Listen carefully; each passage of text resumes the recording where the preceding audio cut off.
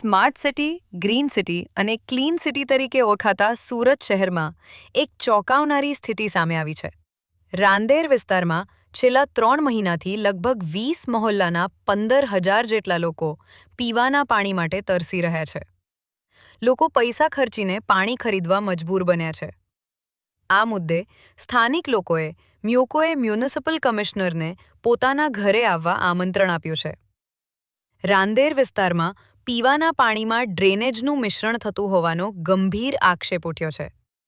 અનેક વિસ્તારોમાં નળમાંથી ગંદુ અને દુર્ગંધયુક્ત પાણી આવી રહ્યું છે, જેના કારણે લોકો એ જ પાણી પીવા મજબૂર બન્યા છે. આ પરિસ્થિતિને કારણે બીમારીઓ ફેલાવાનો ભય પણ વધી ગયો છે. રાંદેરના બોકડ ફળિયા, કુરેશી સ્ટ્રીટ, ખાટકીવાડ, છાછા સ્ટ્રીટ, લીમડા ઓલી, વખાર ઓલી, મંસૂર ગલી, મોદન ગલી, બાબુ ગલી, જસોલ ગલી, મોચીવાડ, નગીના લાઇન, 5 બત્તી, 3 બત્તી, સુથારવાડ, મુલ્લા રોડ, વરિયાવ ઓલી સહિત ગામતળના અનેક વિસ્તારોમાં આ સમસ્યા ગંભીર બની છે. છેલ્લા 3 મહિનાથી લોકોને ગટર મિશ્રિત પાણી મળતા તેઓ ત્રાહિમામ.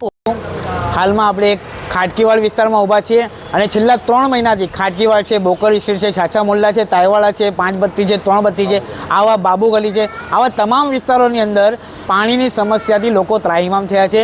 ડ્રેનેજયુક્ત પાણી પીવા માટે મજબૂર થયા છે અને એ પાણી પી શકાય એવી હાલતમાં પણ નથી. કલાક 2 કલાક સુધી પાણી જવા બાદ પણ એ પાણી ખોટું અને ગંદુ આવે છે.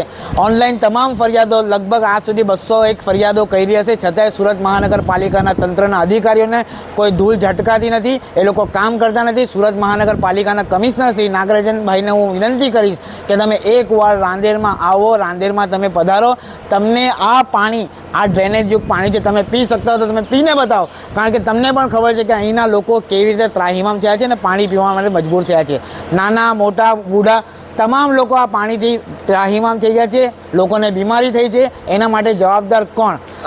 કયા અધિકારીઓને આની વિશે રજૂઆત કરી છે? સુરત મહાનગરપાલિકાની ઓનલાઈન ફરિયાદની જે એપ છે એના પરથી ફરિયાદ કરવામાં આવે છે.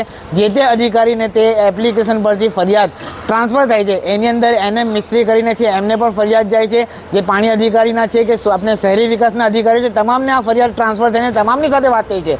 છતાં એ અધિકારીઓ દ્વારા ખોખો રમાડવામાં આવે છે, એકબીજાને ફરિયાદ નાખી દેવામાં આવે છે કે આ ખાતું. आपका नाम? मेरा नाम मोहम्मद इस्माइल नत्थू है. 5 बजे से ये पानी आ रहा है, पर आज भी अभी 7 बजे फिर भी पानी में वही बास आ रही है, वही गंदापन आ रहा है. तो फिर अभी 2 कलाक तक तो पानी वेस्टेज में जाता है. जब पानी वेस्टेज में जाता है तो सही है, लेकिन आप मीटर लगाओगे तो मीटर के अंदर ये इतना 2 कलाक का तो हमारा ही पानी पैसा जाएगा ना. इसकी जवाबदारी कौन लेगा? अच्छा, क्या कहोगे कमिश्नर साहब से? कमिश्नर साहब से यही कहना है कि ये पूरा लाइन चेक करो, और पूरे रांदेर का ये प्रॉब्लम है, और हमारा तो कई सालों से ये प्रॉब्लम है कि गटर में से पानी आता है. अच्छा, कौन सी जगह आप रहते हो? मैं बोकड़ फड़िया में रहती हूँ. और क्या समस्या पानी को लेके आ रही है? पानी हमारा एकदम गंदा आ रहा है भैया, और इतना गटर वाला ही पानी. हमने बहुत बार सैंपल दिए हैं. जब ये कॉरपोरेशन में अर्जी करते हैं तो वो आके सैंपल देखते हैं, सबके घरों में से ले जाते हैं. एक सलीका पानी दिखता है उनको कि हाँ गंदा है, हम कल आएंगे. वो कल होती ही नहीं है उनकी. अच्छा, तो क्या कहोगे आप कि किस तरह अभी 3 महीने से रह रहे हैं? 3 महीने से इतने परेशान हैं हम लोग. अगर बीच में रमज़ान भी हमारी गई, बराबर, हम लोग बाहर से पानी लेते हैं, बाहर से बिकाता पानी लेके पीते हैं. हमारे बच्चे बार किसी को मर्रा होता है, किसी को गैस्ट्रो होता है, किसी को टाइफाइड होता है, किसी को कमला होता है, उसमें भी हम परेशान हैं.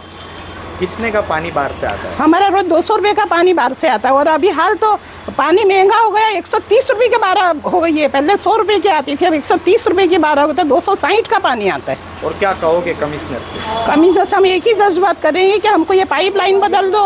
हो सकता है कि पाइपलाइन बहुत जूनी है, उसके लिए कहीं ना कहीं मिस्टेक हो गई होगी, तो हमको तात्कालिक पाइपलाइन बदल दो और इसका निकाल लो हमारा.